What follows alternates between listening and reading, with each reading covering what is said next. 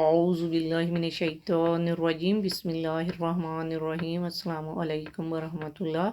سورۃ النساء نمبر 176۔ يستفتونك قل الله يفتيكم في الكلالة إن امرؤ هلك ليس له ولد وله أخت فلها نصف ما ترك وهو يرثها إن لم يكن لها ولد فإن كانت اثنتين فلهما الثلثان مما ترك وإن كانوا إخوة رجالا ونساء فللذكر مثل حظ الأنثيين يبين الله لكم أن تضلوا واللہ بكل شيء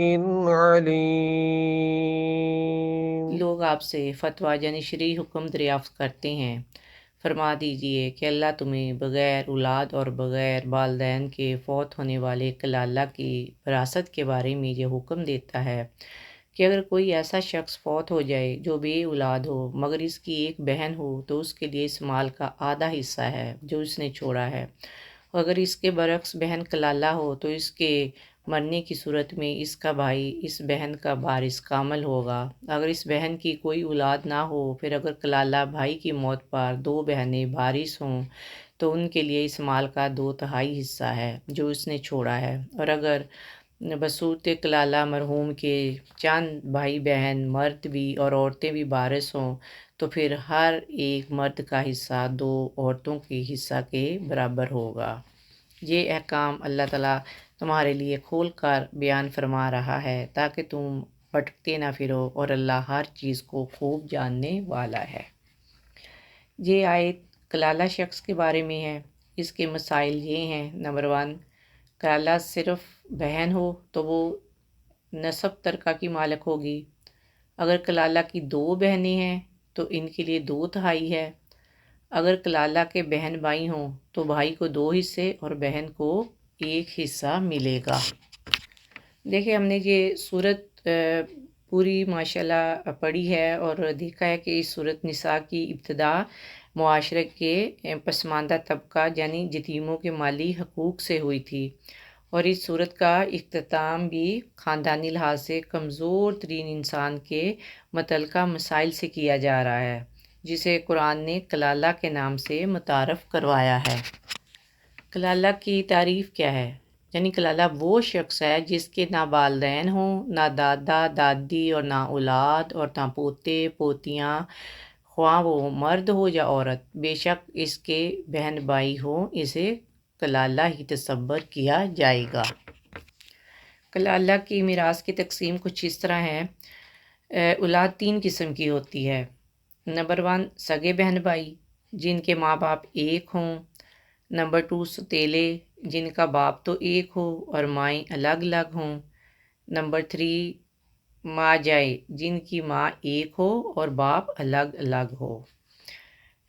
سورۃ النساء کی آیت نمبر 12 میں کلالہ کی میراث جو اور اس کے جو احکام بیان ہوئے تھے وہ ماں بہن بھائیوں سے تعلق رکھتے ہیں۔ تو اس بات کا خیال رکھا جائے کہ اگر کلالہ کے حقیقی بہن بھائی بھی ہوں اور ستیلے بھی تو اس صورت میں کلالہ کے جو ستیلے بہن بھائی ہیں وہ میراث سے محروم رہیں گے، اور اگر حقیقی نہ ہوں تو پھر میراث ستیلوں میں تقسیم ہوگی۔ اگر ایک بہن ہو تو آدھا حصہ ملے گا، 2 یا 2 سے زیادہ بہنیں ہوں تو ان کو 2/3 ملے گا، 2 یا 2 سے زیادہ بہنیں ہوں تو انہیں 2/3 ملے گا، اور اگر صرف بھائی ہو تو وہ سارے ترکہ کا مالک ہوگا، اور اگر بہن بھائی ملے جلے ہوں تو ان میں سے ہر بھائی کو 2 حصے اور بہن کو 1 حصہ ملے گا۔ دیکھیں یہاں سوال یہ پیدا ہوتا ہے کہ اگر کلالہ عورت کا خامند نہ ہو یا کلالہ مرد کی بیوی نہ ہو اور اس کی صرف ایک بہن ہو تو آدھا حصہ تو اس کو مل گیا، باقی حصہ کسے ملے گا؟ تو تو اس کا جواب یہ ہوگا کہ باقی آدھا حصہ بھی ادھار کے طور پر بہن کو بھی دیا جا سکتا ہے، اور دوسرے جو دور کے رشتہ دار ہیں مثلاً ماموں پھوپھی وغیرہ یا ان کی اولاد موجود ہوں تو انہیں ملے گا، اور اگر وہ بھی نہ ہوں تو بقایا آدھا حصہ بیت المال میں جمع کرایا جا سکتا ہے۔ صحابہ اکرام کو کلالہ کی میراث کی تقسیم کے وقت بعض پہلوؤں میں جو پریشانی ہوتی تھی تو اس کا حل اللہ تعالیٰ نے فرما دیا ہے کہ اے نبی اب تمہیں پریشان ہونے کی ضرورت نہیں۔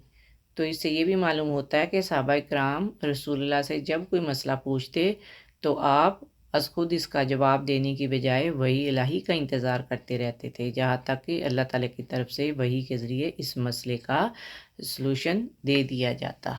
اللہ سبحانہ وتعالیٰ ہم سب کو عدل و انصاف پر کاربند رہتے ہوئے اپنی زندگیاں اسلامی قوانین کے مطابق گزارنے کی توفیق عطا فرمائے، آمین یا رب العالمین۔ السلام علیکم ورحمۃ اللہ وبرکاتہ۔